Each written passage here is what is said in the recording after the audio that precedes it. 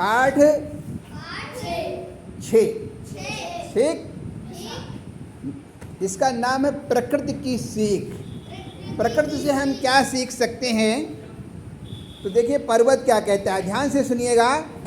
पर्वत कहता शीश उठाकर, तुम भी ऊंचे बन जाओ। सागर कहता है लहरा कर, मन में गहराई लाओ। समझ रहे हो क्या कहती है, उठ उठ गिर गिर तरल तरंग। भर लो अपने मन में, मीठी मीठी मृदुल उमंग। पृथ्वी कहती धैर्य न छोड़ो, कितना ही हो सिर पर भार। नभ कहता है फैलो इतना,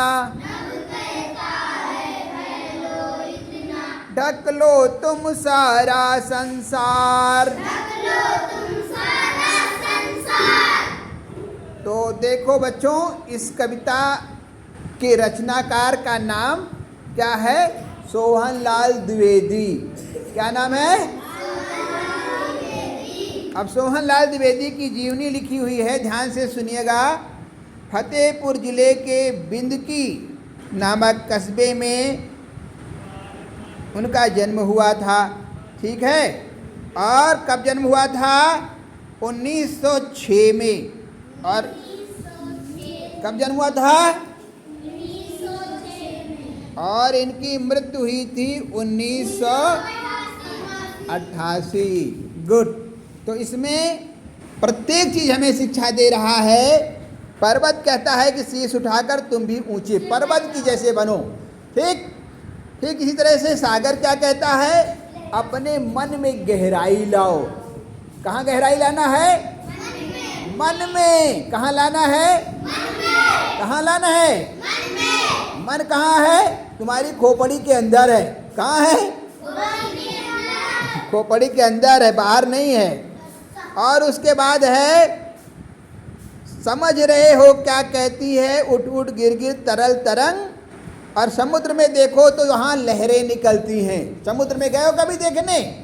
कभी जाना, मुंबई जाना, गुजरात जाना, और वहाँ समुद्र को देखना तो उसमें लहरें निकलती हैं। वो लहरें क्या कहती हैं कि अपने मन में मीठी मीठी मृदुल उमंग अर्थात प्रसन्नता, मन को प्रसन्न रखना सीखो।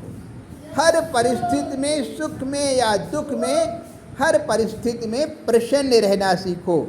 और पृथ्वी क्या कहती है? ये धरती मैया जो हमें अन्न देती है, या क्या कहती हैं कि हमें कभी भी धैर्य नहीं छोड़ना चाहिए, हमेशा धैर्य धारण करो। ठीक, पृथ्वी कहती धैर्य न छोड़ो, कितना ही हो सिर पर भार। जीवन में कितना भी सुख और दुख है, लेकिन हमेशा धैर्य से काम करना चाहिए। ठीक है। और आकाश, जहाँ सूर्य भगवान चमकते हैं, जहाँ से चंद्रमा निकलता है, और जहाँ रात में खूब तारे दिखाई देते हैं, वो हमसे क्या कहता है? वो कहता है कि फैलो इतना, ढक लो तुम सारा संसार। ठीक। तो हमें इन बातों का, प्रकृति की बताई हुई इस सीख को हमेशा अपने जीवन में पालन करना चाहिए। इसीलिए इसका नाम ही है प्रकृति सीख। प्रकृति हमें सिखाती है। Nature is the best teacher. Nature is the best teacher and preacher. जीवन भर सिखाती है। ठीक, समझ में आ गया? ठीक है, अब इसको जीवन में पालन करो।